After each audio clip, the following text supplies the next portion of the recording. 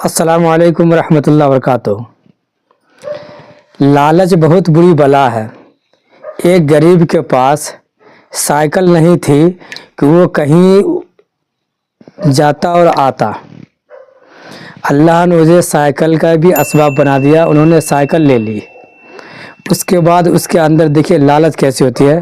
اس واقعے کو آپ لوگ سنیں، انشاءاللہ نصیحت بھری ویڈیو ہے اور سیکھنے کو ضرور ملے گا اس ویڈیو سے۔ تو آپ لوگ اس ویڈیو کو دیکھیں، شیئر ضرور کر دیں اور چینل کو سبسکرائب کر دیں ہمارے چینل کو۔ چلیے ویڈیو دکھاتے ہیں، ویڈیو کو آپ لوگ اینڈ تک دیکھیں۔ اپنی نعمتوں پر بندہ انجوائے نہیں کرتا نا، اس کو اب دوسروں کی نعمتیں دیکھ کے اپنی نعمتیں کم لگنے لگتی ہیں۔ میں ایک واقعہ بیان کرتا ہوں کہ ایک صاحب تھے، وہ پیدل جاتے تھے روزانہ اپنے آفس پہ، تو 40-50 منٹ لگتے تھے، 1 گھنٹہ لگتا تھا۔ وہ کہتے یار میرا ایک دوست سائیکل پہ آتا ہے، وہ آدھے گھنٹے میں پہنچ جاتا ہے، مجھے 1 گھنٹہ واک کرنی، کاش مجھے سائیکل مل جائے۔ دعائیں کی، پیسے جمع کیے تو سائیکل خریدی، بڑا خوش ہوا، دوستوں کو مٹھائی بھی کھلائی۔ اب پیڈل مارتا تھا اور 30 منٹ سے پہنچ جاتا، تھوڑے دن تو بڑا خوش رہا۔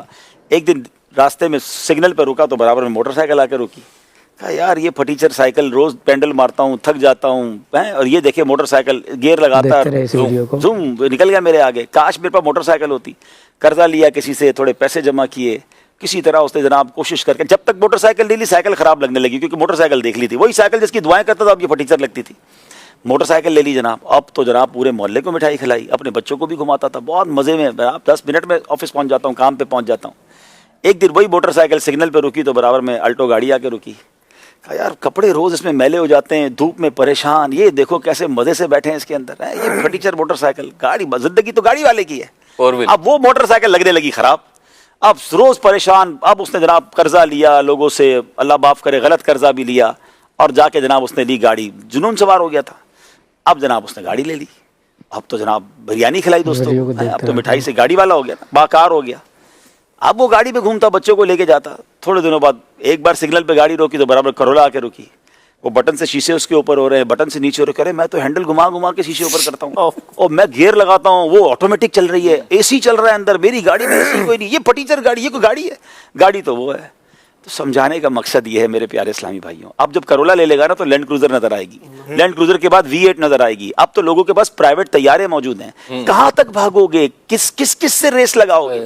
انجوائے کب کرو گے؟ آپ کے پاس جو ہے نا اللہ نے کروڑوں سے اچھا دیا ہے، ان نعمتوں پر خوش کب ہوگے؟ جب دوسروں کو دیکھ کر آپ کو گھر چھوٹا لگ رہا ہے، اپنی اسکوٹر خراب لگ رہی ہے، اپنا موبائل پھٹیچر لگ رہا ہے، تو آپ کی زندگی تو گئی نا۔ اب موج کرو، عیش کرو، خوش رہو، کب؟ کہ جب آپ اپنے سے کمتر لوگوں کو دیکھو۔ یار اللہ نے مجھے میرے ہاتھ پیر سلامت دیے، بولنے کے لیے زبان دی، میرے گھر والے ہیں، میرے پاس چھت ہے، میں سوتا ہوں تو بستر ہے سر کے نیچے، لوگ روڈ پہ سوتے ہیں۔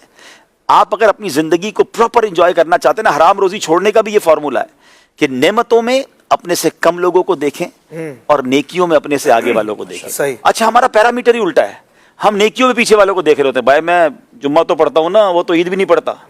او بھائی 5 وقت نماز پڑھنے والے کو دیکھو، 5 وقت نماز پڑھنے والا تہجد پڑھنے والے کو دیکھے، تہجد پڑھنے والا روز قرآن پڑھنے والے کو دیکھے۔ ایک ہماری عمر کے مفتی صاحب ہمارے ساتھ بیٹھے ہیں نا، ہمیں تو یہ سوچنا چاہیے کہ جس ایج کا میں ہوں ایسے مفتی صاحب بھی بن سکتا تھا، میں کیوں نہیں بنا؟ ہمیں تو یہ رشک آنے چاہیے۔ ہمیں لینڈ کروزر والے کو دیکھ کر ٹینشن کائے کو ہوتی ہے، اچھے موبائل والے کو دیکھ کر ٹینشن ہوتی ہے، تہجد گزار کو دیکھ کر نہیں ہوتی، ایک حافظ قرآن کو دیکھ کر نہیں ہوتی کہ مجھے قرآن پڑھنا نہیں آتا، اس کے سینے میں پورا قرآن ہے۔ کاش یہ والا کمپٹیشن ہمارے اندر آ جائے، آپ کی لائف پرسکون ہو جائے گی۔